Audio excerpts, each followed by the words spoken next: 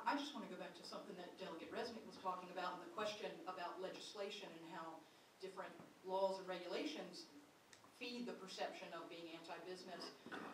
And when the Walmart bill was introduced, as well as the increase in the sales tax, when those bills were introduced and were being passed, there was a lot of media coverage, there was a lot of outcry, and every day there was something in the paper about it or on the radio.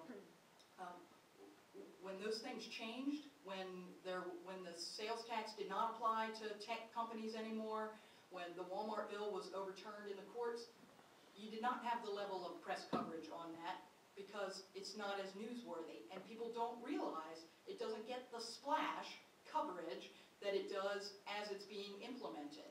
So part of our challenge, and I think Steve would probably agree with me on this, and Ursula as well, part of our challenge is creating those relationships with our media outlets to make sure that information like that is getting as much coverage as it did when it was a bad thing for the state. Well, so now things have changed. A law was made, we realized it was a bad law, we're going to change it.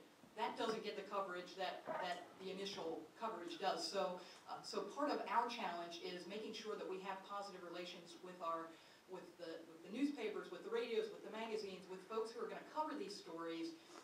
Because as everybody knows, it's the bad news that sells papers. It's the horrible stories that people want to read about. But when good things happen, when bad laws are overturned, that doesn't get the amount of coverage that it does when it's initially brought up for discussion. So that's part of our daily challenge, is making sure that we're feeding the right types of stories to the media outlets to try to get that coverage as well, because it doesn't get the play that some of the other things do.